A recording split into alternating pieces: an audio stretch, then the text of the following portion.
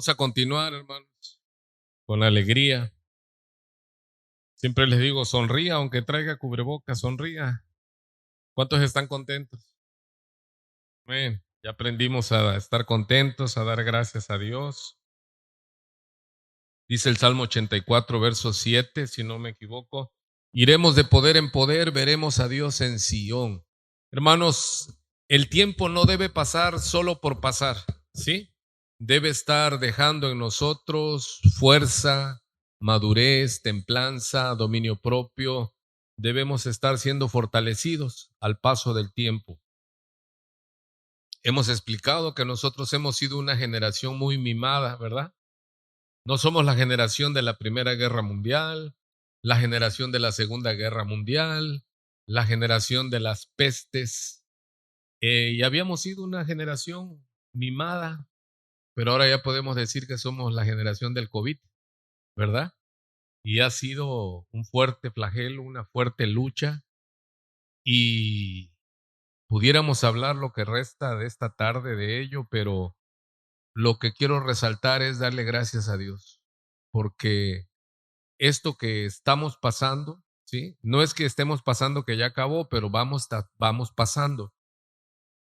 Debe poner en nosotros más fuerza, mayor esperanza, fortaleza y, valga la redundancia, fortalecernos en el Señor, porque esa es nuestra esperanza. Iremos de poder en poder, veremos a Dios en Sión. ¿Qué quiere decir?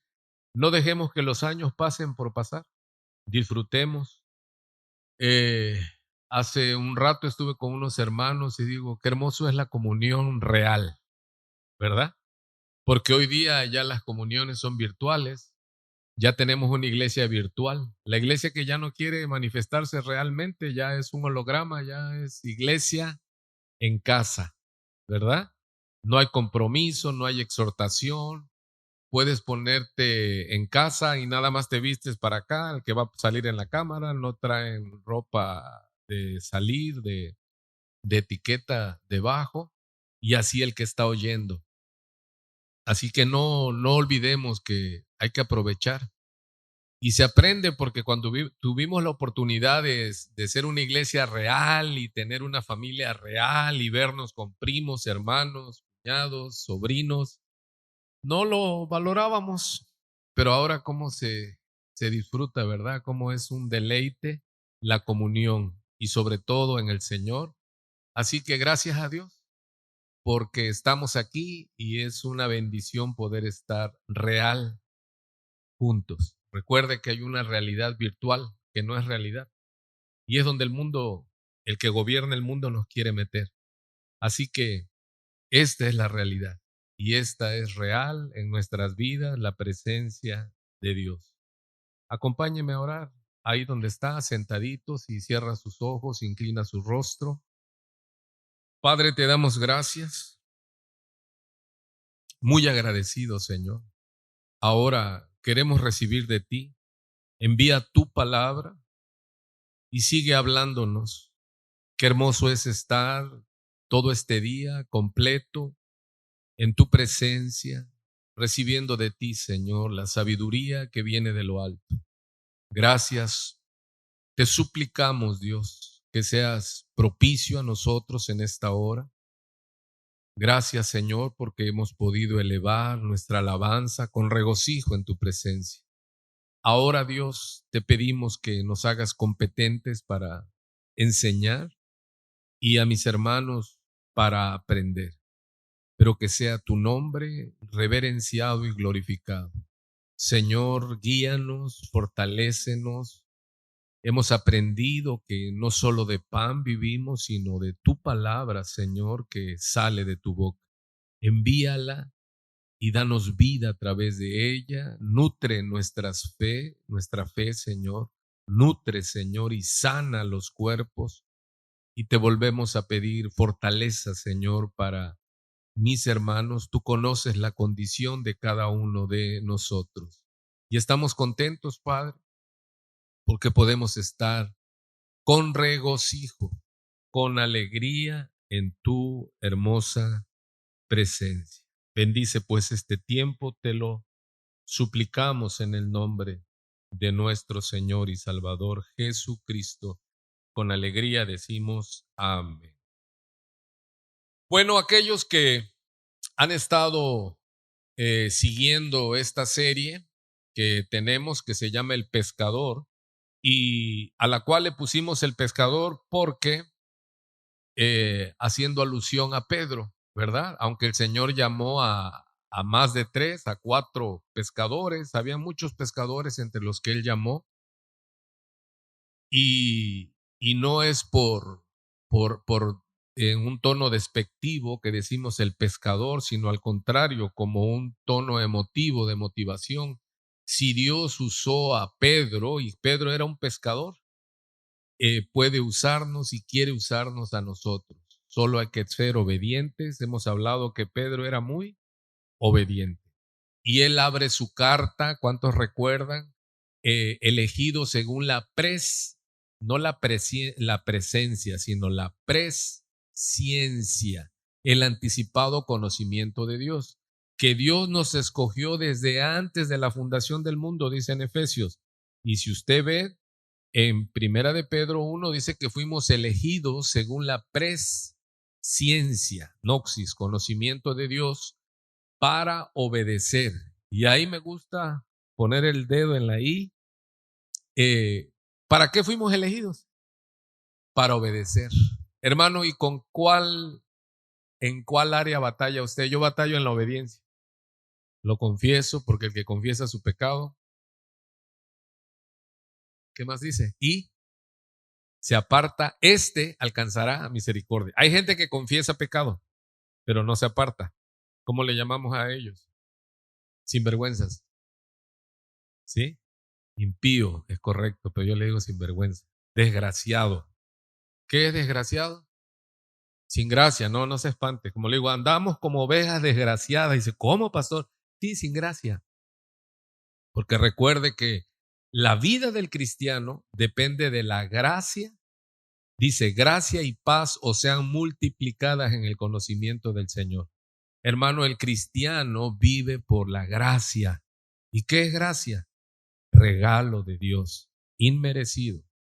Justicia, cuando pedimos justicia, es recibir lo que merezco. Misericordia es no recibir lo que merezco. Pero gracia es recibir lo que no merezco. ¿Alguien entendió? Justicia es recibir lo que merezco.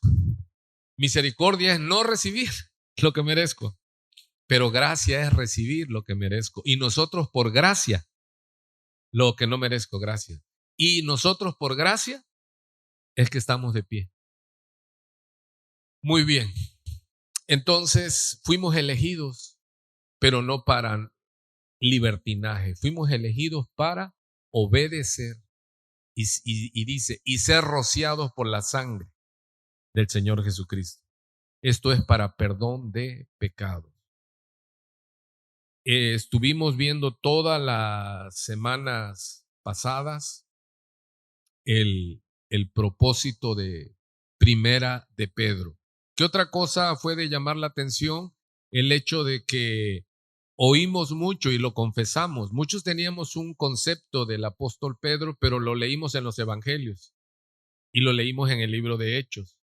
Pero cuando pasan los años y vemos a un Pedro, como él dice en Primera de Pedro capítulo 5, Pedro, anciano juntamente con ustedes, ya vemos a un Pedro mayor de 60 años, ya cerca de la muerte, cerca de ser ejecutado por Nerón. De hecho, él les dice aquí en la segunda de Pedro capítulo 1 que él ya está para ser sacrificado, como lo mismo dijo Pablo a Timoteo, porque el Señor le había dicho que él iba ya a dejar el cuerpo. Pero su preocupación como hombre de fe, como hombre de convicción, como apóstol de la iglesia, como líder de los apóstoles, él estaba ocupado, le iba la vida en eso. Dice, yo procuraré con diligencia que ustedes sigan teniendo memoria de todo lo que Cristo hizo. Y él quería ocuparse en eso. Así que él, a pesar del peligro que se cernía, ¿cuál era su preocupación? Dejar un legado, dejar el conocimiento que Dios le había revelado por fe, dejarlo escrito para que ellos pudieran estarlo repasando y no olvidarse. Vamos ahora a este sermón número 8 ya, ¿sí? En la serie del pescador. Y vamos a hablar de algo que es un tema, en verdad a mí me asombra el conocimiento teológico, la revelación de Pedro, ya en primera y segunda de Pedro. Toma temas muy importantes como la elección, acuérdense, usted repase, son 5 capítulos, primera de Pedro y segunda de Pedro son 3 capítulos, tienes 8 capítulos, te los lees, pero en un suspiro, léalo, porque es teología pura, es una gran bendición y recuerde que la palabra de Cristo debe morar abundantemente en nuestra mente. El campo de batalla, hermanos, es la mente. Dice que las armas de nuestras milicias no son carnales, dice el apóstol Pablo a los Corintios, Corintios 10, sino las armas de nuestras milicias no son carnales. Aunque andamos en la carne, no batallamos según la carne, sino son espirituales, poderosas en Dios para la destrucción de fortalezas. ¿Me estoy desviando? No. Es menester decirle, el campo de batalla, tome su dedito, es aquí, mire, es en el pensamiento. Y en estos días de pandemia, de opresión, dice que la opresión hace entontecer al sabio, hermano. Ojo, no al necio, no al fatuo. Dice, la opresión hace entontecer al sabio. Tenemos una lucha y dice Filipenses capítulo 4, verso 6, que por nada estemos afanosos, sino sean conocidas nuestros afanes, lo que te está causando esa tensión. Ponla en oración en Dios. Y la paz de Dios que sobrepasa todo entendimiento, guardará vuestros corazones, pero no es tu cardio, sino es tu mente. Dice, sobre toda cosa guardada, guarda tu mente porque de ella mana la vida. Hermano, cuida lo que piensas.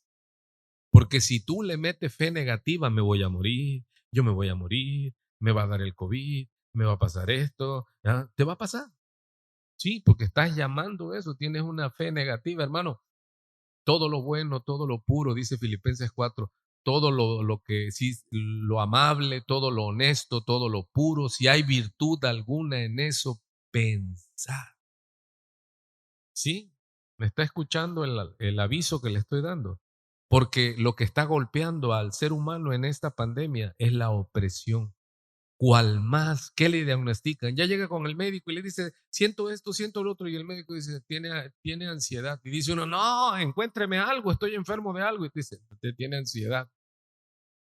Que me dé algo, doctor, y ya lo quieres matar. No, tienes ansiedad. Y dice en Primera de Pedro, capítulo 5, echando toda vuestra ansiedad sobre Él, porque Él tiene cuidado de vosotros. Esa es la fe. Señor, en tus manos están mis tiempos. ¿Qué quiere decir el tiempo? Los tiempos que yo me resta por vivir y que tengo por vivir. ¿Qué tengo que decir? Amada familia, Señor, en tus manos encomiendo y camino. En tus manos, Señor, están mis tiempos. Se dice fácil, pero qué difícil es hacerlo. Y no lo digo por usted, lo digo por mí. Porque a veces me encuentro afanoso, tenso, y yo digo, ¿qué te pasa, pastor? Predicas, pero no practicas. Paz de Dios. Dígale que está a su lado. Paz de Dios, diga. Vamos a meditar en la palabra. Paz de Dios ya. ¿Dejó apagada la estufa? ¿Dejó apagada la estufa? Paz de Dios. La llave del agua está cerrada. Todo. Los perros están amarrados. Paz de Dios. Vamos a meditar en la palabra. Por eso se llama la contemplación, se dice. ¿Qué es contemplar a Dios venir? Como María y Marta. Jesús llegó a visitarlos, eran sus amigos. Y dice que Marta estaba afanada para atender al Señor. Y el Señor no quería que lo atendieran, el Señor quería que lo escucharan. Hoy de nuevo. María, ¿qué hizo? Se postró a los pies del Señor y dijo, Señor, habla. Pero cuando uno está afanado o presionado, Marta perdió los estribos y le dice, Señor, ¿no te da cuidado que me dejen trabajando sola? Todavía imagínate lo que hace eso. Hasta le llamó la atención al Señor de gloria. ¿Qué le respondió el Señor? Usted lo sabe. Marta, Marta. Cuando el Señor te hable 2 veces, hermano, es que te va a reprender. Simón, Simón. Marta, Marta. Afanada y turbada estás con muchas cosas. Deja todo, hermano, deja todo. Dice Pablo en Filipos, dejando lo que queda, olvidando lo que queda atrás. Ya, cambie la hoja, hermano. Dígale, olvidando lo que queda atrás. Ya, ayer me salieron mal, la semana pasada. ¿Sabe qué? Ya, cambie de hoja. Olvidando lo que queda atrás. Prosigo a la meta, al supremo llamamiento en Cristo Jesús. Ya, hermano, no vivas en el pasado. Vamos. Y ya echamos toda la ansiedad sobre él. Mira, lo bueno y lo malo ya déjalo atrás. Porque si te pones a hurgar en los recuerdos, te vas a enfermar. Te vas a entristecer. Vamos entonces a esta palabra.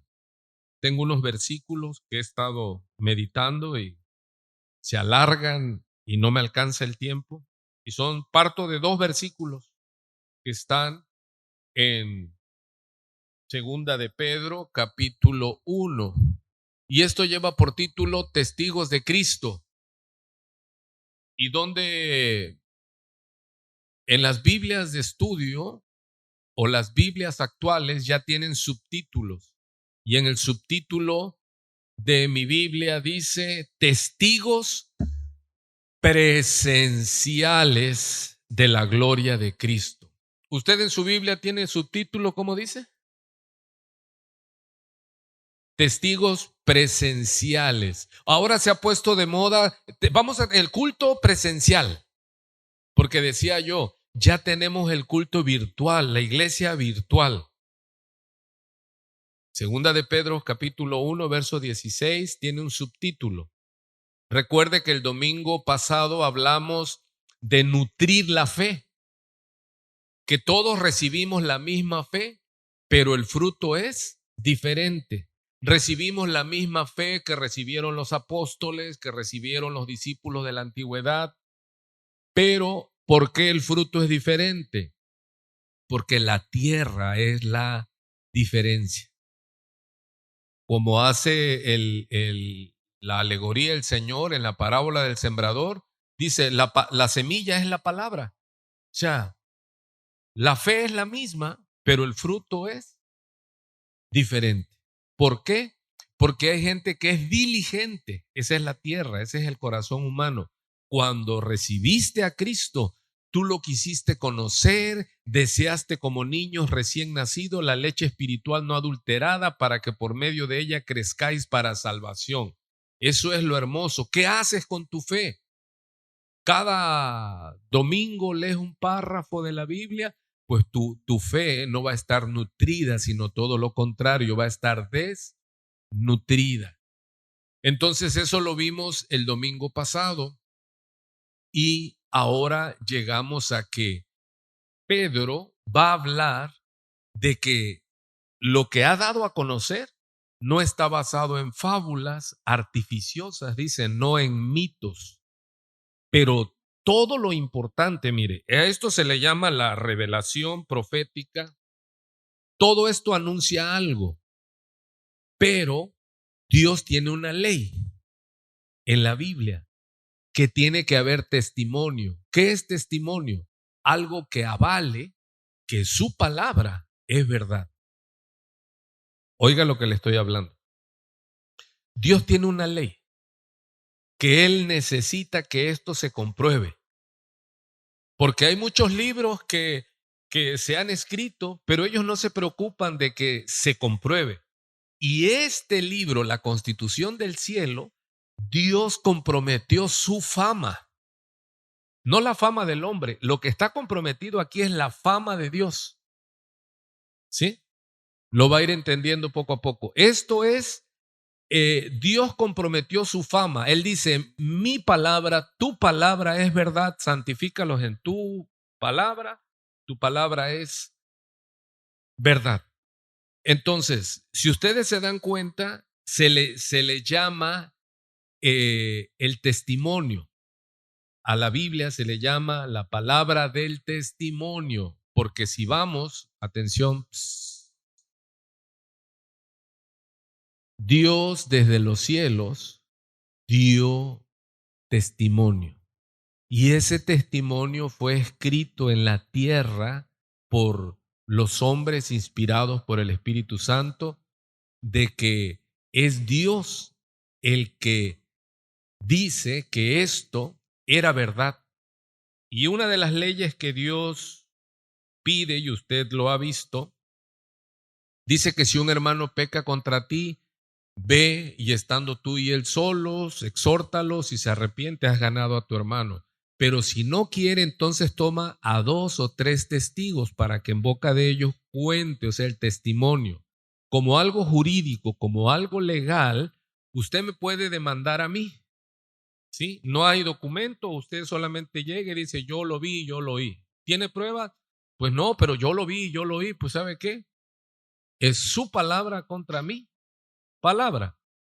Pero conforme la ley de Dios dice que no admitas acusación contra un pastor por boca de una persona, o sea, de un miembro de la iglesia. Pero si ya se levantan 2, 3 hermanos para acusar a un líder, entonces sí debes poner atención. Entonces el requisito para que algo sea avalado como verdadero demanda ¿qué? 2 o 3 testigos, ¿sí? Y cuando Cristo viene, lo acusan los fariseos y dice, tú dices que eres hijo de Dios, tú dices que tú eres el Mesías, tú dices que eres el Cristo. ¿Y qué le dicen? Pero tu testimonio es falso porque lo dices tú. Y él dice, no, el Padre que me envió y el Espíritu Santo dice, dan testimonio de mí en los cielos. ¿Sí se oye? Entonces, la Biblia es el libro del testimonio. No es nada más de que Dios lo escribió y no importa, tienes que creerlo. No, hay testimonio y lo va a ir entendiendo en la medida en que avanzamos en este estudio. Entonces, ¿por qué se necesitan testigos, ojitos acá? Testigos, testigos. Los apóstoles se llaman testigos de Cristo. ¿Qué es lo que ellos tienen que atestiguar, que aseverar, que afirmar? Decir, nosotros vimos y oímos que Jesús el Nazareno, el carpintero, es el Mesías, es el Salvador prometido. ¿Cómo ustedes lo avalan? Porque lo vimos y lo oímos que Él multiplicó los peces, los panes, caminó sobre el mar, ordenó al viento y al mar, calla, enmudece. O sea, no fueron nada más uno, sino todos sus apóstoles, sus discípulos, dieron testimonio de que Él era quien dice y decía ser. ¿Hasta ahí me voy explicando? Ok. Por eso el subtítulo de la Biblia dice, ¿testigos qué? ¿Virtuales? No, porque virtualmente te pueden engañar. Testigos presenciales, porque esos son los que decantan un juicio. El que dice, ¿sabe qué? Nosotros venimos y nosotros vimos y oímos. Él fue. ¿Sí estamos hasta ahí? Ok. Así que Pedro dice, porque no os hemos dado a conocer el poder, diga conmigo, poder, dunamis, de donde viene la palabra dinamita. ¿Sabe de dónde viene el dunamis? La palabra dinamita de esto que vemos en la Biblia dice, porque no os hemos dado a conocer el poder, dunamis, y la venida, el advenimiento, y ocupa la palabra parousia, de nuestro Señor Jesucristo, siguiendo fábulas artificiosas. ¿Qué es una fábula artificiosa? Algo artificial. Es un mito, le puse ahí entre paréntesis. Muchos quieren ayudar a Dios Y muchos dicen, es que Dios hizo esto e hizo aquello y cuentan mentiras, son fábulas artificiosas. Hermano, a Dios no necesitamos ayudarlo. Usted cuenta el testimonio, usted es un testimonio vivo. De este lado no hay. Usted es un testimonio vivo. Usted puede dar razón de que Cristo es el Señor, de que Cristo es el Salvador, que Cristo es el Mesías, que Cristo tiene poder para transformar. Nosotros podemos decir, nosotros somos testigos, no de Jehová, porque Jehová no necesita testigos. Es más, ¿sabe quién es el primer testigo? Jehová. Jehová es testigo ¿de quién? De Cristo. ¿Sí está oyendo? Y nosotros somos testigos, debemos de ser testigos de Cristo y somos testigos, testimonios vivos. ¿Qué es lo que hacemos nosotros cuando compartimos con alguien?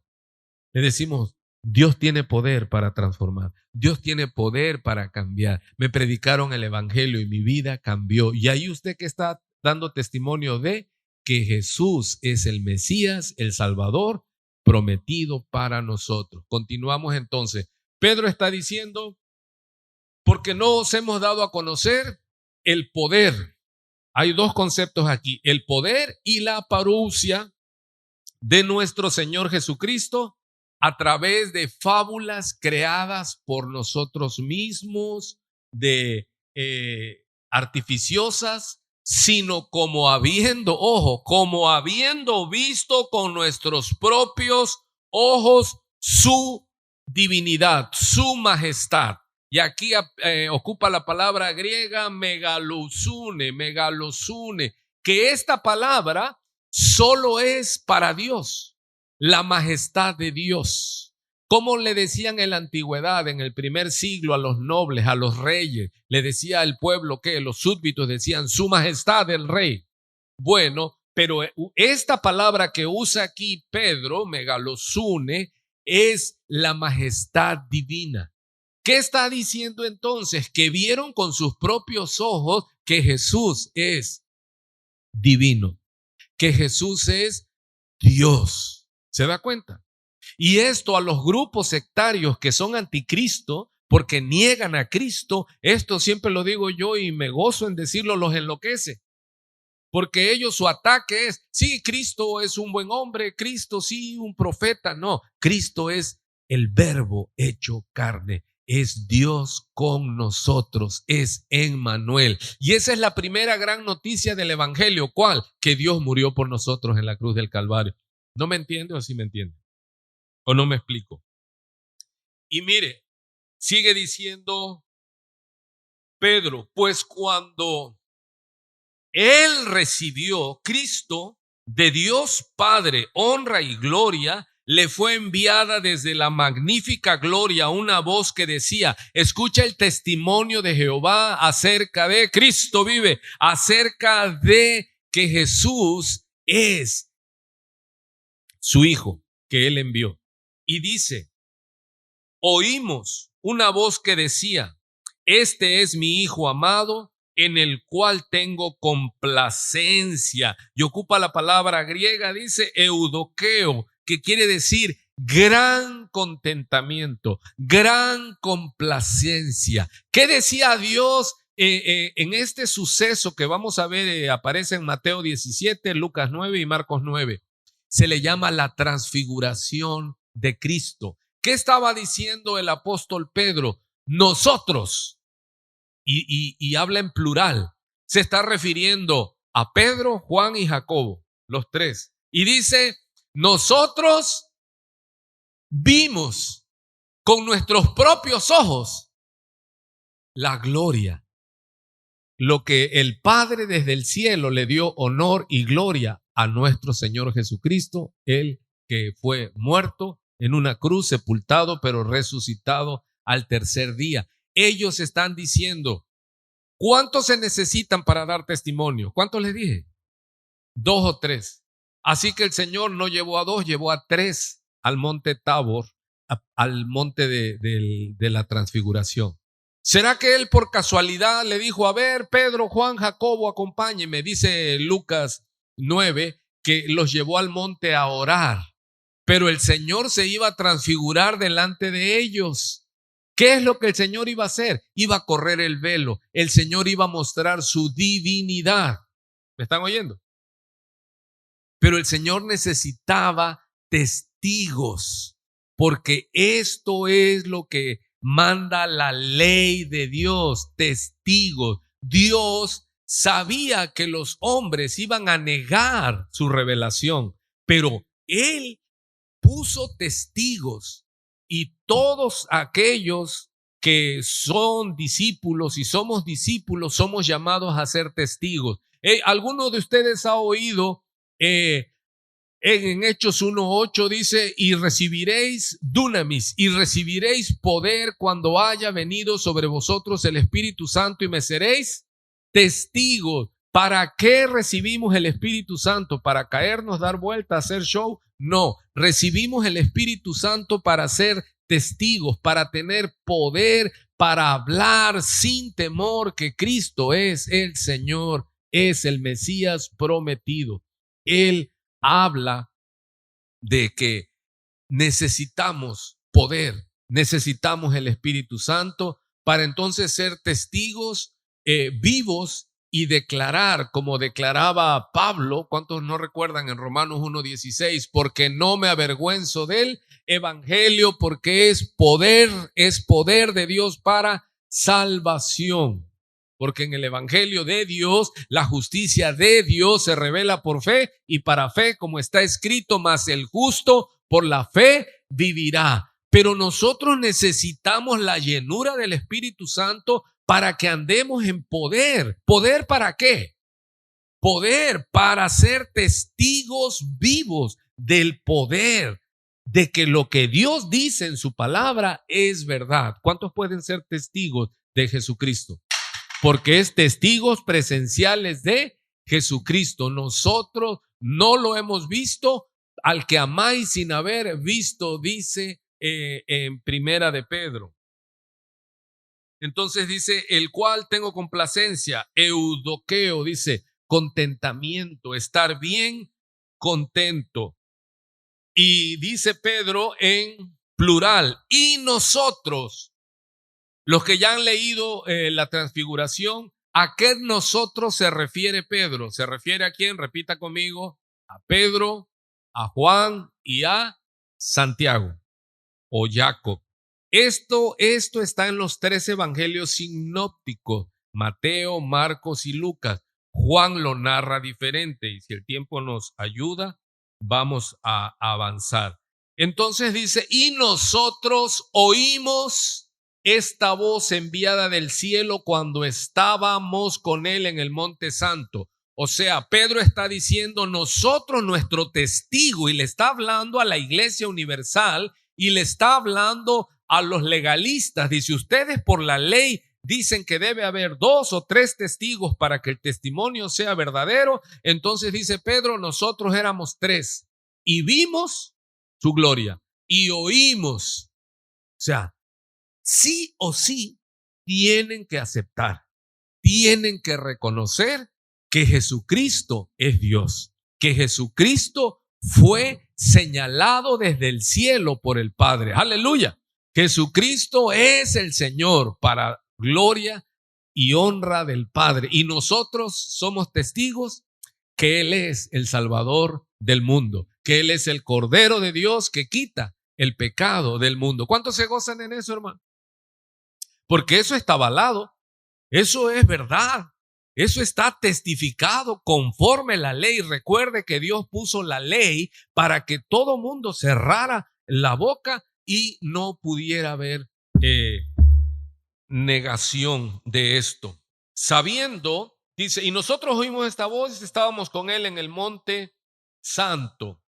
Mire, y esta declaración tiene 800 años que el profeta Isaías ya la había profetizado, valga la redundancia. Dice, sabiendo esto, Jesús se apartó de allí y le siguió mucha gente y sanaba a todos y les encargaba rigurosamente que no le descubriesen, que todavía no dieran testimonio de él porque tenía que ir al Calvario. para que se cumpliese, dice, lo dicho por el profeta Isaías cuando dijo, he aquí mi siervo a quien he escogido. Mire, ya había soltado esa palabra Isaías, mi amado en quien se agrada mi alma. Y volvemos a escuchar la palabra, ¿qué? Eudoqueo. Dice, en quien tengo contentamiento. Pondré mi espíritu sobre él y a los gentiles anunciará juicio. Quiero que entienda algo, hermano, que la salvación no solo fue para los judíos, sino 800 años antes, ¿quiénes estaban ya en esa salvación? Los gentiles. ¿Quiénes son los gentiles? Los que no son judíos, usted y yo, los que no éramos pueblo, pero que ahora somos pueblo de Dios, que somos linaje escogido, real sacerdocio, nación santa, para que anunciemos, para que seamos testigos de las virtudes de aquel que nos sacó de su luz, de las tinieblas a su luz admirable. Nosotros que no éramos pueblo, nosotros que estábamos lejos de las promesas, hemos sido hechos cercanos. ¿Por quién? Por Jesucristo. Nosotros ya aparecíamos en la Biblia. Cuando usted le diga, no, es que tienes que ser judío, dile no, porque el Señor amó de tal manera al mundo. Aleluya. O sea que Él abrió la puerta ¿para quién? Para todos, hermano.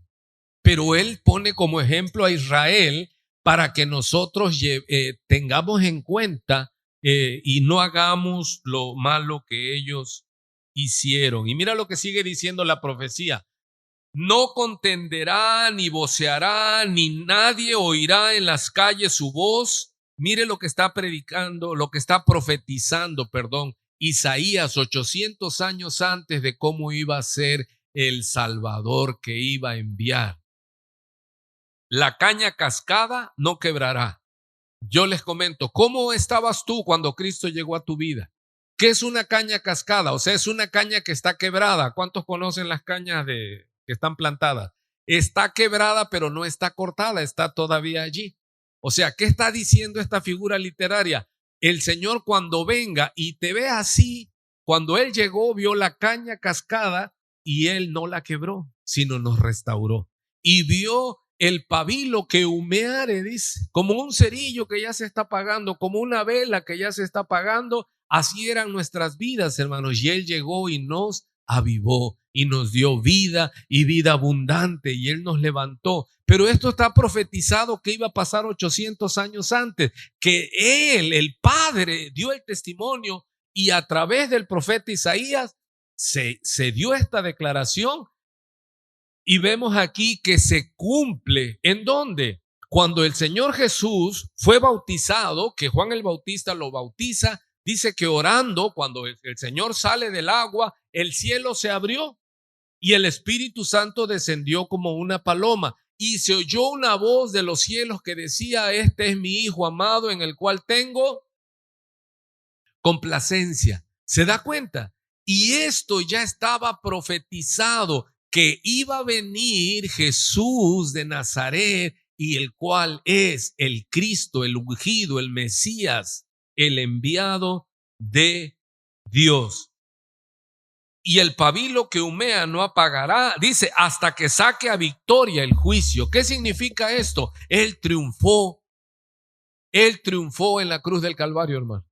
Al que mataron en la cruz, al que sepultaron en una cueva, en una tumba, al tercer día Él resucitó. Y de esto se dio testimonio. ¿Por qué? Porque Pablo dice a los corintios, en 1 Corintios 15, dice, Él murió por nuestros pecados conforme a las Escrituras y fue sepultado conforme a las Escrituras, pero al tercer día resucitó. Dice, y hubo prueba de su resurrección porque se le apareció a Kefas, al apóstol Pedro, o sea, a Pedro el que está escribiendo y al que está hablando. Jesús resucitado al primero que se le aparece, dice Pablo, no lo dice Pedro. Pablo da testimonio, dice, y se le apareció a Pedro y después a los otros apóstoles. Y después dice a 500 hermanos y muchos todavía viven. No es como les digo que usted va a andar buscando a los que todavía viven. No, está hablando Pablo en el primer siglo.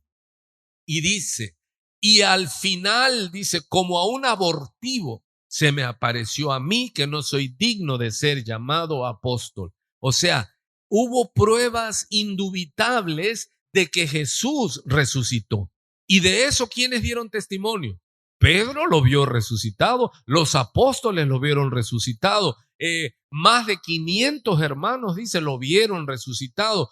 Pablo dice que a él se le manifestó el Señor resucitado. Entonces, con tal cantidad de testigos, uno que tiene que decir, él resucitó, aleluya, él se levantó de la tumba y nosotros lo creemos por la fe. Y nosotros damos testimonio y somos testimonios vivos de que Cristo no quedó en la cruz, Cristo no quedó en la tumba, Cristo se levantó de los muertos y nosotros somos testimonios, somos testigos de Cristo, testigos vivos de que Él resucitó y que Él tiene poder sobre la muerte y para dar vida eterna. Y dice, mire qué hermoso, y en su nombre esperarán, ¿quién? ¿A quién estaban profetizando 800 años antes? ¿Quiénes son los gentiles? Usted que ha estudiado la palabra de Dios. Y recuerde que en el mundo se dividía, según la revelación bíblica, es judíos y gentiles. Y nosotros ya estábamos en el plan de Dios. No necesitamos ser judíos para accesar a la salvación. No necesita usted cumplir la ley. De hecho, no puede cumplir la ley. Pero en el nuevo pacto sí podemos cumplirlo porque el Espíritu Santo nos ayuda en nuestra debilidad. A su nombre sea la gloria.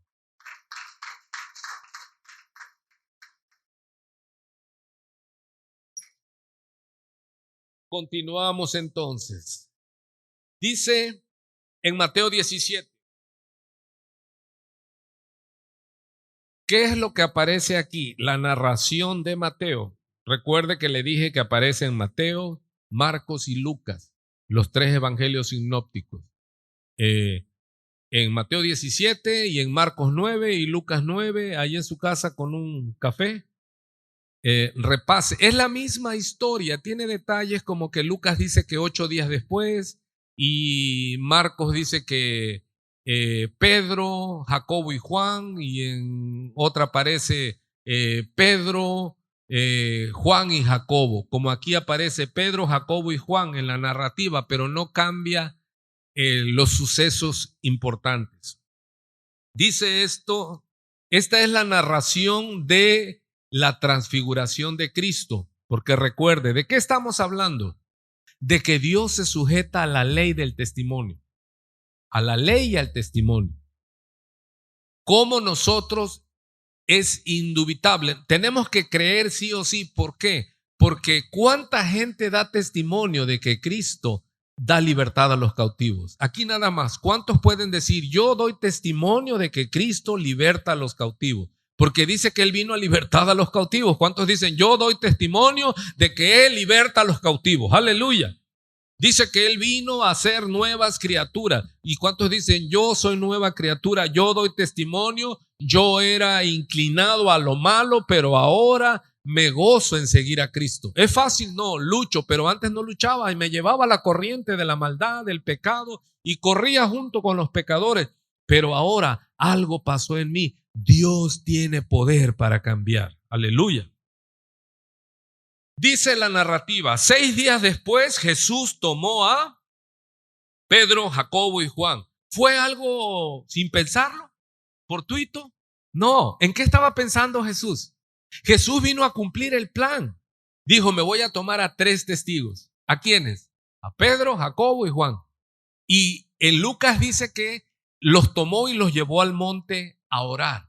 ¿Jesús sabía lo que iba a suceder? Sí, porque Él es omnisciente y Él es Dios, pero Él vino a cumplir la ley, porque Él iba a abrogar la ley y a establecer el nuevo pacto.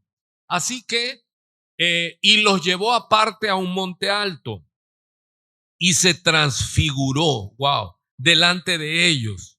¿Qué fue lo que pasó delante de los ojos de Pedro, Jacobo y Juan? El Señor en la oración, el Señor allí en el monte, no sabemos si levantó las manos, invocó, pero lo que sí sabemos es que Él se transformó. Él corrió el velo de su divinidad, porque Pedro dice y vimos su majestad. O sea, Él se les reveló. Lo que ellos vieron, dice Juan, en Juan 1, que el verbo se hizo carne, y dice en el verso 14 y 17, dice, y vimos su gloria. ¿Qué está diciendo Juan en su testimonio? Que el Señor Jesús se transformó. Él subió en su túnica que traía, en su cuerpo de carne, porque es el verbo se hizo carne, pero en ese momento glorioso, ¿qué pasó delante de los ojos de Pedro, Jacobo y Juan? ¿Qué pasó? Él mostró su gloria, mostró su divinidad, corrió el velo y les dijo, Apocalipsis, Él se reveló. ¿Y ellos cómo se quedaron? ¿Qué hubiera hecho usted? Porque ellos andaban con Él, pero para ellos era Jesús el Nazareno, el carpintero, venía haciendo, ellos se venían asombrando. Decía, tiene poder para hacer las cosas. Pero aquí Él se revela como Dios. Él corre el velo de su carne y muestra su gloria, poder, honor y majestad. Y dice que se transfiguró delante de ellos y resplandeció. Imagínate nada más que dice, como dice en Apocalipsis, su rostro se hizo como el sol y sus vestidos se hicieron ¿qué? Blancos como la luz. En Lucas creo dice que se hicieron tan blancos que ningún lavador sobre la tierra pudiera hacerlos tan blancos. Él resplandeció. ¿Se dan cuenta de eso, amado? O sea, ellos tuvieron la dicha de tener esa revelación. ¿Para quién se reveló Cristo? ¿Para el Padre? No, Él se reveló para Pedro, Jacobo y Juan, porque Pedro, Jacobo y Juan fueron llamados para ser testigos. Pero hermano, ¿usted cómo va a ser testigo de alguien que no le muestra todo? O sea, Él no los dejó velados. Él les mostró, ustedes van a ser mis testigos de que yo soy el Hijo de Dios. Yo soy Dios. Ya. ¿Les quedó claro a ellos? Ellos ya, desde ese momento, ellos perdieron todo miedo porque dijeron, Jesús al que seguimos, por el cual dejamos todo, familia, casa, las redes, nos llamó. ¿Y sabes qué? Que el que me llamó es el mismísimo Hijo de Dios prometido en las Escrituras. ¿Cómo están ellos? ¿Los atemorizaba algo? ¿Los detenía algo? No. No, ellos dicen que no podemos dejar de hablar lo que hemos visto y oído. Y por eso él le está diciendo en esta epístola universal, es que no les hemos dado a conocer el poder y la parucia de Cristo a través de fábulas artificiosas, sino como habiendo visto con nuestros propios ojos su poder y majestad. Hermano, ¿quién para a alguien así? Se les reveló Jesús allí en el monte de la transfiguración.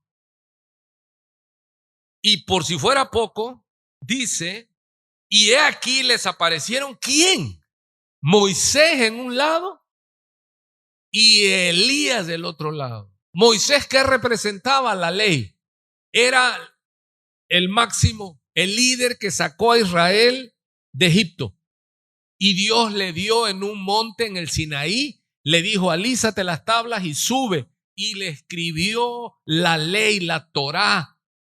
Y cuando estuvo Moisés con Dios 40 días y 40 noches sin comer y sin beber, dice que cuando bajó con las tablas del monte Sinaí, el pueblo se espantó, se asombró, se atemorizó, porque Moisés, él no se daba cuenta, dice la escritura en Éxodo, que su rostro, su piel resplandecía, hermano, al grado que tuvieron que ponerle un velo para que pudieran oír lo que Moisés iba a decir. Y esto es una prefigura del que iba a recibir el nuevo pacto en el monte de la transfiguración. ¿Alguien me está entendiendo la palabra? Ok. Y aquí les aparecieron Moisés y Elías hablando con él. Pero observe, Pedro, para variar, dice uno, Pedro, Entonces Pedro dijo a Jesús, cómo piensa usted que estaba Pedro? Tranquilo, así como está usted ahorita, meditando en esta hora de la tarde, ya un poco de domingo, cansado. ¿Será que Pedro le dijo al Señor, Señor, bueno es para nosotros que estemos aquí? Si quieres, hacemos 3 enramadas, Señor, te hacemos 3 altares, uno para Moisés, otro para Elías y otro para ti. ¿Será que así se lo dijo? No, dice Lucas que no sabía lo que decía porque estaba espantado. Y es normal, hermano. Tuvieron una revelación de Dios. Jesús, al que ellos siguieron por fe, al que amaron en este tiempo, les corrió el velo, les dijo a ustedes, al que están siguiendo, no es un hombre, están siguiendo al Dios de la gloria. Aleluya. Por eso Pedro dice, mi Dios y Señor. ¿Por qué lo dice? Porque a él le fue revelado que Jesucristo es el Dios y Salvador de esta humanidad. Así que mire lo que estaba ya divagando Pedro. Porque para ellos Moisés era su líder, su caudillo, su héroe nacional. Y Elías era el profeta, el que representaba la ley, y los profetas estaban allí. Pero para ellos Jesús, decían, pues Jesús es el Nazareno, es carpintero, él dice que es el Mesías, el Cristo, el ungido de Dios. Y ellos dicen, para que ninguno se enoje, vamos a hacerle una capilla a Moisés, otra capilla a Elías y otra capilla a Jesús. Pero ¿qué dijo el Padre desde arriba? Moisés, tú eres mi elegido. Elías, tú eres mi elegido. No, en mi Biblia dice que mientras él, o sea, Pedro, mientras Pedro aún hablaba, dice, una nube de luz, la Shequina de Jehová. Esa nube que inundó el templo cuando lo dedicó Salomón, que dice que los sacerdotes no podían ministrar por el peso, cabot, gloria. Cabot significa peso. Dice que no podían ministrar porque era tal el peso de gloria. La nube que guió a Israel en el desierto, la nube, la gloria de Jehová descendió ahí. La presencia de Jehová descendió en ese monte y ellos tenían un jorama, o sea, una visión. No es que estaba literalmente ahí Moisés y Elías. Moisés había muerto, Elías fue arrebatado en un carro de fuego, pero estaba ahí la visión. O sea, ¿para qué? Para mostrarle a Elías o a Moisés o a Dios o a Jesús. No, ¿para quién fue puesto toda esa transfiguración? Para Pedro, para Jacobo y para Juan. ¿Me están entendiendo? Para que ellos contaran, para que ellos fueran testigos, no de Jehová, porque hay unos grupos que se llaman testigos de Jehová. No, nosotros tenemos que ser testigos de Cristo, porque aún Jehová es testigo de Cristo. ¿Me está oyendo? Así pues, dice que una nube de luz los cubrió. Mire, y he aquí una voz. ¿Desde dónde salió esa voz? Según lo que estamos leyendo. Desde la nube, que decía, Moisés, escúchenlo, Elías, escúchenlo. No, ahí estaban los dos. ¿Y qué dijo la voz? Este es mi hijo amado, en quien tengo complacencia. Y ocupa la palabra acou, a él oíd. ¿Y sabe lo que quiere decir también acou? Obedecer. O sea, no a Moisés, no a Elías, a Jesús obedezca, porque él es el mediador del nuevo pacto. Dice que Moisés se ponía el velo para que la gente no viera lo que estaba pronto a desaparecer. Moisés no, el pacto que Dios le dio a Moisés era de un tiempo. ¿Cuándo iba a desaparecer ese pacto? Cuando llegara el mediador de un nuevo y mejor pacto. Si el pacto dado a Moisés fuera suficiente, ya no tuviéramos necesidad de que Cristo trajera un mejor pacto. ¿Está entendiendo? Así que por eso no tenemos que guardar que el sábado, que tienes que, ¿qué más guarda la ley? La Torá. el sábado, que no comas carne de cerdo, que no hagas esto, que no hagas el otro, que te tienes que circuncidar, que tienes que hacer, etcétera, etcétera, etcétera. No, ese pacto estaba para fenecer. Por eso se le puso el velo, para que Israel no fijara sus ojos en lo perecedero. Seguimos. En quien tengo complacencia, a él obedecer, dice Jacob. Al oír esto, los discípulos, ¿quiénes son los discípulos? Los testigos de Cristo, Pedro, Jacobo y Juan. Vean todo lo que ellos pasaron. Inmediatamente se postraron sobre sus rostros porque estaban llenos ¿de qué? ¿De temor o de gran temor?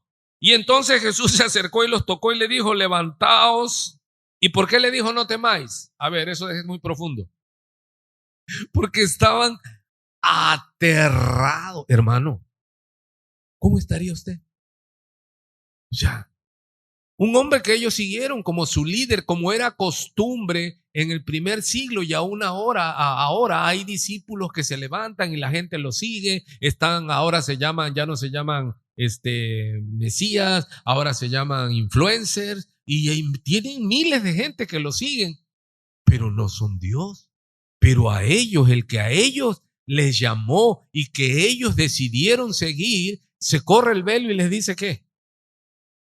Yo soy el eterno, yo soy, el que se sostiene así mismo. Y alzando ellos los ojos, ya no vieron ¿a quién? A nadie, sino a Jesús solo. Cuando descendieron del monte, Jesús les mandó diciendo, no digáis a nadie la visión, y aquí ocupa la palabra jorama, hasta que el Hijo del Hombre resucite de los muertos. ¿Hasta cuándo ellos iban a empezar a dar testimonio? Hasta la resurrección de Cristo. Le dijo, ahora no cuenten nada. Hasta que el Hijo del Hombre, o sea, Jesús dice, hasta que yo sea crucificado, sepultado y resucitado, entonces ustedes darán testimonio. ¿Sí estamos allí? Ahora mire cómo cuenta este mismo suceso del monte de la transfiguración, cómo lo cuenta Juan. Dice así, en el principio era el verbo, y el verbo era con Dios, y el verbo era Dios. Este era en el principio con Dios, todas las cosas por él.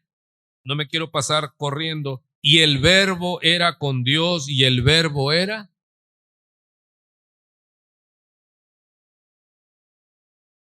Que el verbo, ¿a quién se le llama el verbo? A Cristo, la palabra. Dios creemos que hizo las cosas por la palabra. ¿Y quién es la palabra? El verbo. Jesús. Todas las cosas por él fueron hechas. Y Jesús es Dios. ¿Por qué Juan dice que Jesús es Dios? ¿Por qué testifica eso Juan? Porque él lo vio con sus propios ojos y oyó la voz. ¿Cuántos están entendiendo eso? Hermanos, ¿cuántos son testimonios vivos que Jesús tiene poder? Aleluya. Entonces nosotros, ¿para qué es la llenura del Espíritu Santo? Para que nosotros nos plantemos delante de cualquiera y no nos importe, porque incomode decirles, no, Jesucristo es el Señor, es el Kyrio y es el único nombre que Dios ha dado a los hombres en el cual hay salvación. Y aunque se paren de pestañas y digan, pero ¿y mi virgen? Pues tú quieres, tu virgen puedes tenerla. Hay una imagen que vi, ahora en la inundación va una señora cargando un bulto así, hermano, una virgen inundada hasta acá, pero ella va henchida así, cargando su virgen. Y abajo le ponen, hay que cargarlos porque no pueden caminar, y le pone otro, y mucho menos nadar. O sea, son ídolos muertos que hay que cargarlos, tienen pies pero no caminan. Y ahí ves la señora sacando a su ídolo. Pues si es su Dios, pues ¿quién tendría que sacarla a ella? Pues la debería llevar cargando la virgen a ella y no ella a la idolatría. Entonces, Juan dice también de este hecho, porque recuerde que le dije que Pedro habló en plural, dice, y nosotros vimos su gloria. Igual dice Juan, y todas las cosas por él fueron hechas, y sin él nada de lo que ha sido hecho fue hecho. En él estaba la vida, y la vida eterna, está hablando, era la luz de los hombres. La luz en las tinieblas resplandece y las tinieblas no prevalecieron contra ella. Si se dan cuenta, los testigos hablan de la luz. Jehová es mi luz y mi fortaleza, ¿de quién temeré? ¿Por qué? Para ellos, cómo ellos hablaban de Jesús, cómo ellos podían decir de Jesús: Él es el lucero de la mañana, Él es el sol de justicia. Todo lo que tuviera que ver con gloria, gloria significa luz, resplandor. Ellos, su experiencia, uno habla conforme la experiencia. Para ellos, ¿cómo era Jesús? Era glorioso. ¿Qué quiere decir eso? Lleno de luz. Porque dice la transfiguración que su rostro se hizo como un sol. Entonces, cuando a ellos le preguntaban, ¿y cómo es Jesús? Ellos decían, Él es luz. Y la luz en las tinieblas resplandece. Jesús vino y Él dijo, luz resplandeció sobre ellos. La ciudad que habitaba en tinieblas vio gran luz. Luz resplandeció sobre ellos. Todos los que tienen esa experiencia con Dios dicen, es que Él es glorioso y gloria es luz. Ellos hablaban de Jesús como alguien, ¿quién? Como la luz. Y esta es la condenación, que la luz vino al mundo y los hombres amaron más la tiniebla que la luz. Él es su luz, Él es luz. Dice que nosotros que no éramos pueblo, ¿somos qué? Linaje escogido, real sacerdocio, nación santa, pueblo adquirido por Dios para que anunciemos las virtudes de aquel que nos sacó de las tinieblas a su luz. Luz, Dios es luz y ningunas tinieblas hay en Él. ¿Por qué ellos hablaban así? Porque a ellos se les había revelado en la transfiguración el Señor como el sol de justicia. ¿Alguien está ahí? Hermano, para ti, ¿quién debe ser Jesús? ¿Y cómo debe ser Jesús? Él es el sol de justicia, Él es luz. Puede no haber luz en el mundo, puede estar nublado, puede estar el valle de sombra de muerte, pero Él es la luz. Yo soy la luz del mundo y el que me sigue no andará en tiniebla. ¿Alguien aquí está entendiendo lo que esta tarde estamos hablando?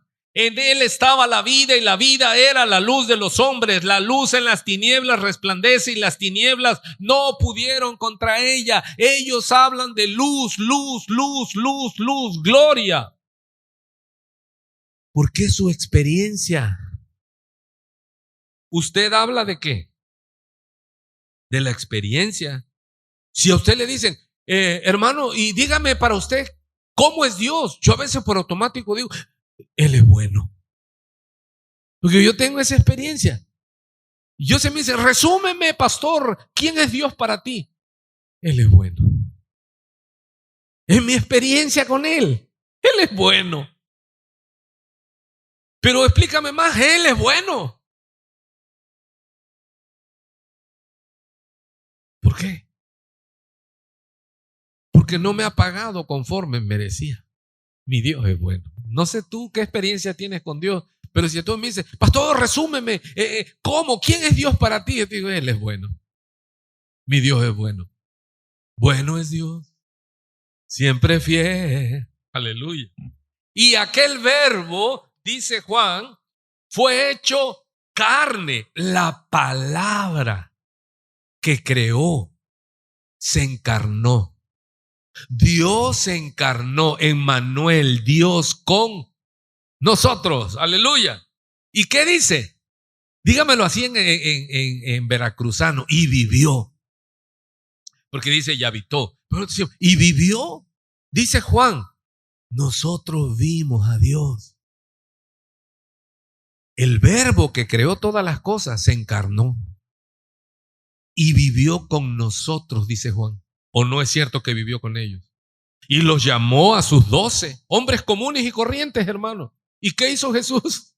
Vivió con ellos. ¿Es verdad lo que está testificando Juan?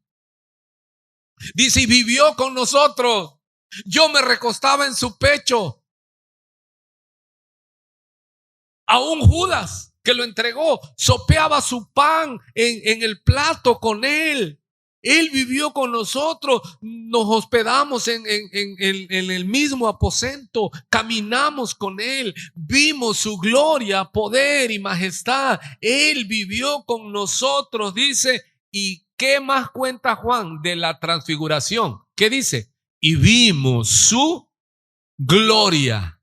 Gloria como del único Hijo del Padre, lleno de gracia y de verdad. Y dice Juan, hablando de esto, porque mire, ¿qué es lo que tipifica, amados?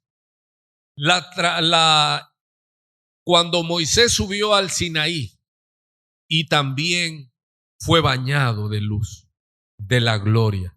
Tanto es así que cuando bajó el pueblo, ¿qué hacía? Tenía temor de verlo, porque imagínense que de momento usted ve a alguien y empieza que como que tuviera focos.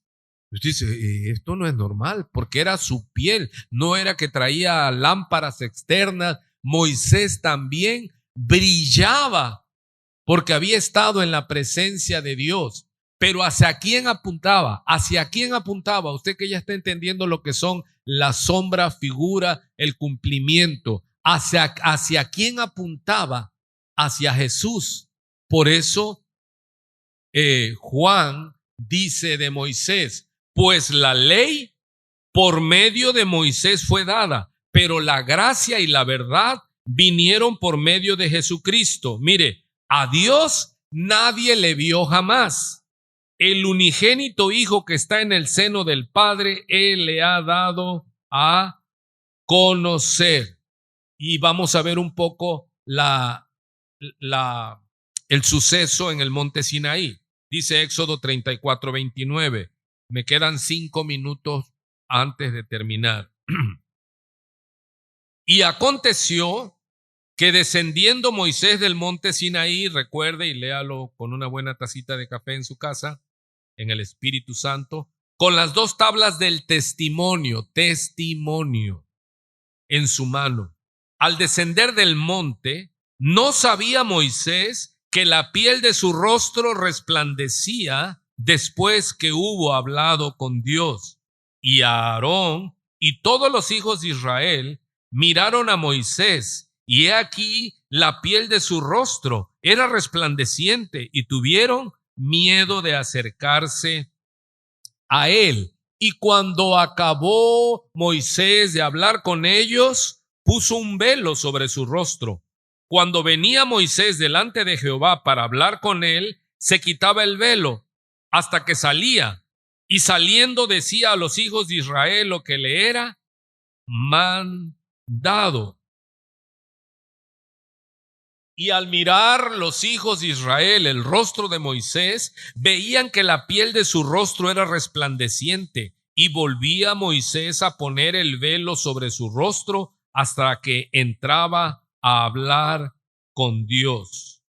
Vean ahora lo que dice el apóstol Pablo referente a este acontecimiento de Moisés en el monte Sinaí. Porque vemos que muchos están aferrados a la ley, a la Torá de Moisés, cuando era algo que iba a perecer. Y lo narra perfectamente por el Espíritu Santo el apóstol Pablo. Pablo aquí se está defendiendo de los judaizantes, porque los judaizantes decían, nosotros tenemos cartas, credenciales, títulos, y Pablo dice, nosotros somos ministros competentes de Dios y nuestras cartas son ustedes, pero lo dice así, el cual asimismo, hablando de Dios, de Cristo, nos hizo ministros competentes de un nuevo pacto, un nuevo pacto, un nuevo testimonio. No de la letra, dice.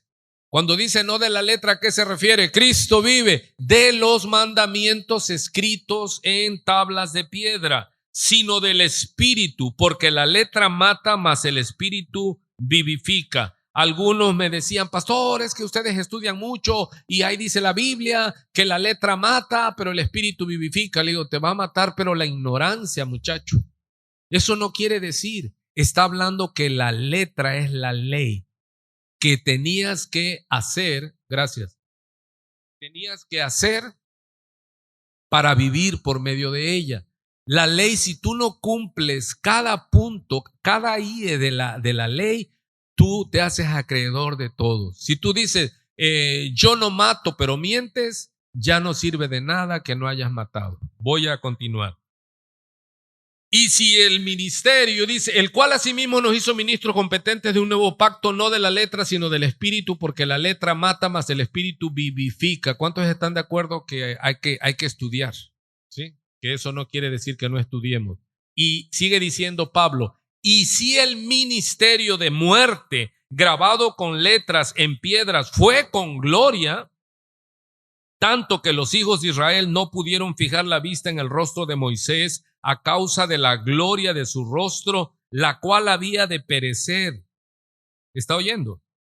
¿Cómo no será más bien con gloria el ministerio del Espíritu?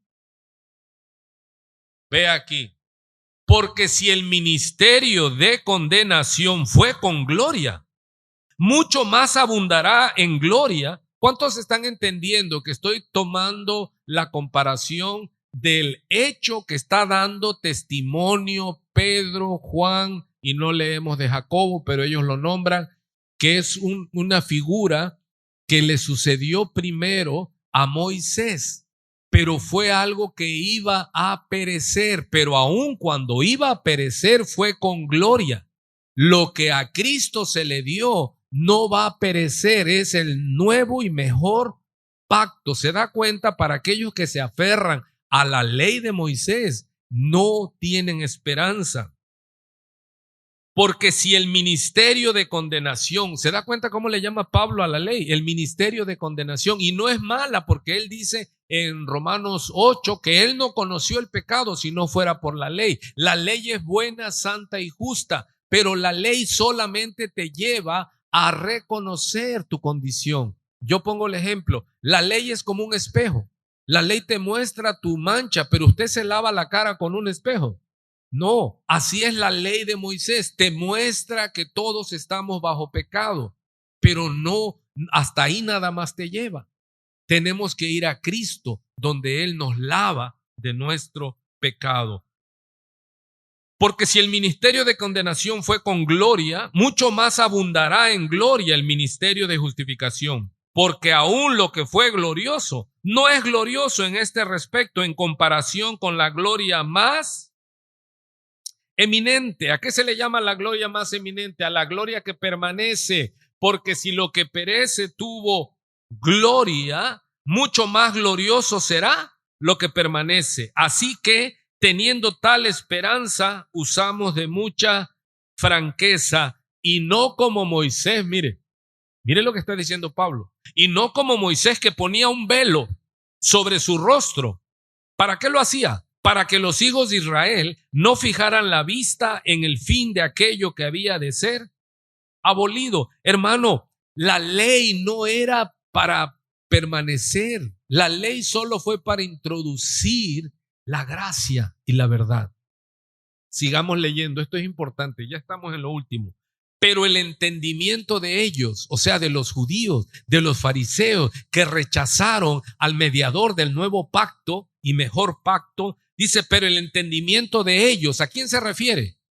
A los que se aferran a la ley, a guardar el sábado, a guardar todo lo que dice Moisés que hay que guardar. Dice, pero el entendimiento de ellos perdió el filo, porque hasta el día de hoy, cuando leen el antiguo pacto, les queda, wow, el mismo velo no descubierto, el cual por Cristo es. Y aún hasta el día de hoy, dice, cuando se lee a Moisés, el velo está puesto sobre el corazón de ellos. Y repite cuál es la fórmula de liberación. Pero cuando se conviertan al Señor, alguien puede decir aleluya, el velo se quitará. Somos libres en Cristo, libres de las fiestas que tienes que celebrar. ¿Qué? Las fiestas que tienes que celebrar, las tradiciones que tienes que celebrar, la Navidad. Por eso nosotros no estamos obligados a celebrar nada, hermano, ni los cumpleaños. ¿Sí está ahí? No, porque todo es de Dios y toda la gloria es de Dios y somos libres. No estamos encadenados a que la fiesta de Luna Nueva y que la fiesta de esto, no. sigue diciendo, porque el Señor es, este es Jesucristo, me pasé. Porque el Señor es el Espíritu. Mire, porque el Señor es el Espíritu. El Padre y el Hijo y el Espíritu Santo son uno. Y aquí dice, porque el Señor, y está hablando del Señor Jesús, es el Espíritu, con E mayúscula es el Espíritu Santo. Y donde está el Espíritu del Señor, allí hay libertad. Por tanto, ojo que esto es importante, nosotros todos mirando a cara descubierta. ¿Qué está usando esta analogía? No, ya no miramos a Jesús con un velo. El velo lo tiene ¿quién? Puesto Moisés y los que todavía leen la ley. Nosotros, ¿qué es mirar a cara descubierta? Mírame acá. Moisés se ponía un velo. Y los que veían a Moisés y la ley, ¿cómo lo ven? Velado. Pero nosotros, dice, mirando al Señor, mirando a cara descubierta. Nosotros, ¿cómo vemos a Cristo ahora? Parezco la Virgen de la Macarena, ¿verdad? ¿Cómo vemos nosotros a Cristo? Sonríe, el Señor le ama. Sonríe, hombre, usted es muy legalista. ¿Y quién lo ve allá viendo cosas indebidas? Y ahí sí hasta se carcajea de las leperadas. Y aquí en la iglesia es come santo. Sonría. ¿Cómo vemos a Cristo? ¿Ya entendió? A cara descubierta. Seremos transformados. Como en un espejo la gloria del Señor. Somos transformados de gloria en gloria y llegaremos a tener la misma imagen como por el Espíritu del Señor. El que comenzó en nosotros la buena obra la va perfeccionando hasta que lleguemos a la estatura, hasta que cuando lo vean usted diga, oiga, ¿usted cómo me recuerda a Cristo? ¿Cómo? ¿Puede ser posible? Ahí lo dice. ¿Cómo? ¿Tú eres educado? ¿Eres amoroso? ¿Siempre estás deseando el bien para los demás? Usted perdona a los que les ofenden. A usted cuando lo maldicen, usted no responde con maldición. Oiga, usted se parece mucho al que mataron en el Calvario. Porque queremos, y esa es la obra, cristianos, hasta que todos lleguemos a la estatura de un varón perfecto en Cristo Jesús, hasta recuperar la imagen caída de Dios, atrofiada de Dios en nosotros. Debemos parecernos más a quién, al que ahora no vemos por un velo, sino que a través de la revelación lo vemos como en un espejo, a cara descubierta. ¿Cómo queremos ser? Yo quiero ser como Él. Yo quiero ser como Él, hermano. Por eso es que lo estudio, lo veo y le digo, Dios, hazme más como mi Señor. Bástele al discípulo ser como su. Ya acabamos. Mire, cierro con esto. Recuerde que el que da testimonio es el Padre del Hijo. Testimonio acerca del Hijo de Dios. Primera de Juan 5:6. Este es Jesucristo, dice Juan, que vino mediante agua y sangre, no mediante agua solamente, sino mediante agua y sangre. Y el Espíritu Santo es el que da testimonio, porque el Espíritu Santo es la verdad, porque tres, ¿se da cuenta? Tres son los que dan testimonio en el cielo, el Padre, el Verbo y el Espíritu Santo, y estos tres son. ¿Cuántos se necesitan para que el testimonio sea válido? Jesús, ¿por qué tomó a tres? ¿Ya entiende? Porque era necesario tres que dijeran, nosotros lo vimos, nosotros oímos la voz, que Él es el Cristo. Y tres son los que dan testimonio en la tierra, el Espíritu, el agua y la sangre. Y estos tres concuerdan. Sí, porque el testigo tiene que ser que el testimonio que des tú concorde con el mío y concorde con el del hermano, para que entonces diga, los tres no se pusieron de acuerdo. Hermano, y todos nosotros nos ponemos de acuerdo ¿en qué? En que Jesús es quien dice ser el Señor de gloria. Si recibimos el testimonio de los hombres, Cuando los hombres dicen, es que es verdad, esto pasa. Mayor es el testimonio de Dios, Padre, porque este es el testimonio con que Dios ha testificado acerca de su Hijo. El que cree en el Hijo de Dios tiene el testimonio en sí mismo. ¿Está oyendo? Hermano, nosotros somos testimonios vivos porque creemos en Cristo. Y la gente, ¿qué es lo que ve, oye en usted? Al ver sus obras, glorifican al Padre que está en los cielos, porque usted está dando testimonio usted que Dios es real. ¿Cuántos hasta aquí alaban al Señor? El que no cree a Dios, mire qué grave, le ha hecho mentiroso. Aquellos que no creen que Cristo es el Señor, que Cristo es Dios, dicen Dios es mentiroso. ¿Cuántos dicen gracias que Dios nos libró de eso? No soy testigo de Jehová, no soy adventista, no soy judío, no soy judaizante, no soy mesiánico, soy cristiano, soy hijo de Dios y doy testimonio y digo que lo que el Padre que no miente ha dicho, así es. Porque el que no reconoce a Cristo, que el Padre desde el cielo dijo que Él era, y aquel que rechaza a Cristo está diciendo que Dios es mentiroso. Y ahí dice uno, wow. Sí, ya está escuchando. Ya acabé. El que no cree a Dios le ha hecho mentiroso porque no ha creído en el testimonio que Dios ha dado acerca de su Hijo, que es su Hijo amado. Y este es el testimonio que Dios nos ha dado, vida eterna. Hermano, el testimonio de Dios es que tenemos vida eterna en su Hijo Jesucristo. Y aquel que no lo crea está haciendo a Dios mentiroso. Es demasiado. La verdad es que solo Dios es el que nos da el entendimiento, hermano. Y la gente, ¿sabe qué? Rechaza a Cristo con una facilidad. No, Cristo es un invento.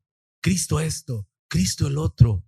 Hermano, si el Padre se hizo carne para revelarnos a su Hijo, y si tú lo rechazas, y este es el testimonio que Dios nos ha dado, vida eterna. Y esta vida eterna está en su Hijo, solo en su Hijo. El que tiene al Hijo tiene la vida eterna, y el que no tiene al Hijo de Dios no tiene la vida, sino que la ira de Dios está sobre él. Póngase en pie para que se vaya el sueño y oremos y demos gracias al Señor. ¿Alguien oyó? ¿Qué dijo Pedro, Juan, los apóstoles? Porque no podemos dejar de decir lo que hemos visto y oído. Hermano, ¿por qué la iglesia no predica? ¿Por qué la iglesia no da testimonio? Porque no ha visto nada. Porque no ha visto nada entonces. Hermano, yo no me canso de dar testimonio. ¿Por qué? Porque yo sé quién era. Yo tengo el testimonio en mí mismo. No voy a hablar de usted, pero de muchos sí sé cómo eran y lo que eran. Pero para que nadie se ofenda, yo hablo de mí. Dios tiene poder para dar libertad al cautivo. Yo doy testimonio de eso, porque tengo el testimonio en mí mismo. Dios puede cambiar al más perverso, a la más perversa. Damos testimonio en nosotros mismos. Dios puede hacer como hizo de un humilde pescador un instrumento para su gloria. Dios puede hacer del más terrible y perdido de los pecadores un instrumento de salvación para su gloria. Padre, gracias por esta palabra, Señor. Que cale profundo, Señor. Que hay muchas cosas y son demasiadas revelaciones, pero te pido que vayan asentando y que vaya introduciéndose y que dé fruto, Señor, y que se levante una iglesia de testimonio, porque es lo que necesitamos y recibiréis poder cuando venga sobre vosotros el Espíritu Santo y me seréis testigos. Necesitamos una iglesia llena del Espíritu Santo para que pueda decir al norte, al sur, al este y al oeste: Dios no miente, la vida eterna la entregó en su Hijo, en los que creen por la fe y son hechos hijos de Dios. Que Dios te bendiga, iglesia, en nombre del Padre y del Hijo y del Espíritu Santo. Amén.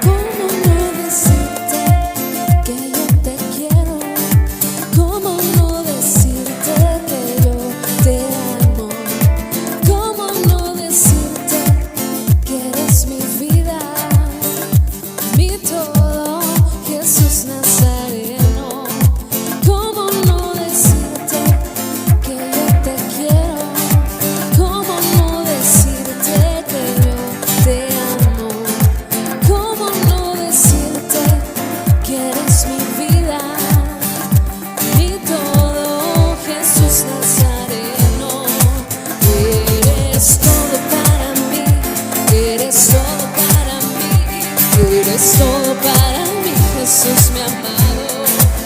Eres todo para mí, eres todo para mí, eres todo para mí, Jesús mi amado. ¿Cómo no decirte que yo te quiero? ¿Cómo no decirte que yo te amo? ¿Cómo no decirte que eres mi vida, mi todo? Nazareno, ¿cómo no decirte que yo te quiero? ¿Cómo no decirte que yo te amo? ¿Cómo no decirte que eres mi vida, mi todo, Jesús Nazareno? Eres todo para mí, eres todo para mí, eres todo para mí, Jesús mi amado. Eres todo para mí, eres todo para mí, eres todo para mí, Jesús mi amado.